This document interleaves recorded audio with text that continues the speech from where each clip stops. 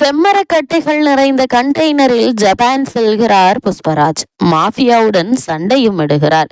சித்தூர், சேசலம் காடுகளில் செம்மரக் கடத்தலில் ஈடுபடுபவர்களுக்கு சிண்டிகேட்டுக்கு தலைவராக இருக்கும் அவர் 2000 டன் செம்மரம் வழங்குவதற்கான டீலை முடிக்கிறார். அவரது ஆட்டத்தை ஒடுக்க எஸ்பி என்பவர் எஸ்பி பன்வர் சிங் ஷெகாவத்தை, அதாவது நம்ம பகத் பாசில் அரசு நியமிக்கிறது.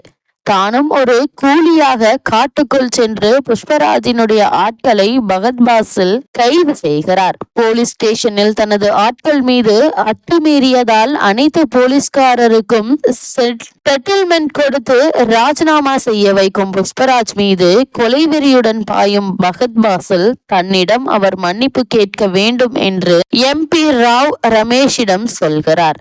முன்னதாக முதல்வர் ஆடுகளம் நரேனை சந்தித்த பிறகு அவமானப்பட்ட புஷ்பராஜ் பல 100 கோடி ரூபாயை வீசி ராவ் ரமேஷை ஆந்திர மாநில முதல்வராக்குகிறார்.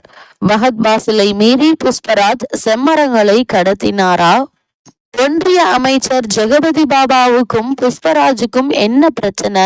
புஷ்பராஜினுடைய அண்ணன் வினோத்ராஜின் மகள் திருமணத்தில் வெடிகுண்டு வெடித்ததில் புஷ்பராஜும் அவரது மனைவி ராஷ்மிகா மந்தனாவும் என்ன ஆனார்கள் என்பதுதான் மீதி கதை.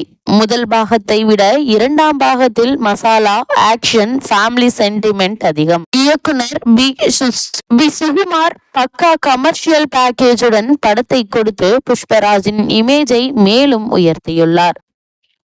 பகத் பாசிலுடன் சவாலிடும் அல்லு அர்ஜுன் ராஷ்மிகா மந்தனாவின் முத்தத்தில் கிறங்கி பொட்டிப்பாம்பாய் மாறுவது சுவாரஸ்யம். தடையாக வருபவர்களை பணத்தாலேயே விலைக்கு வாங்கும் அவர் எதிரிகளை பொழந்து கட்டும் காட்சிகளில் எரிமலையாய் சீறுகிறார். பாடல்களில் அதிவேக நடனமும் கிளைமாக்ஸில் அண்ணன் மகளுக்காக எடுக்கும் விஸ்வரூபமும் அவரது ரசிகர்களுக்கு டபுள் ட்ரீட். கவர்ச்சி மட்டுமல்ல, நடிப்பும் வரும் என்று நிரூபித்திருக்கிறார் ராஷ்மிகா மந்தனா.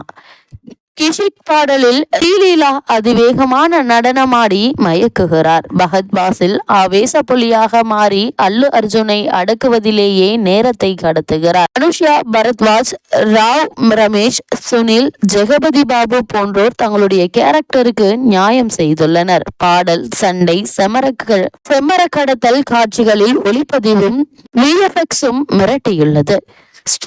தேவி ஸ்ரீ பிரசாத் இசையில் பாடல்கள் மாஸ் ரகம். பின்னணி இசையில் ஷாம் CS அசுத்தியுள்ளார்.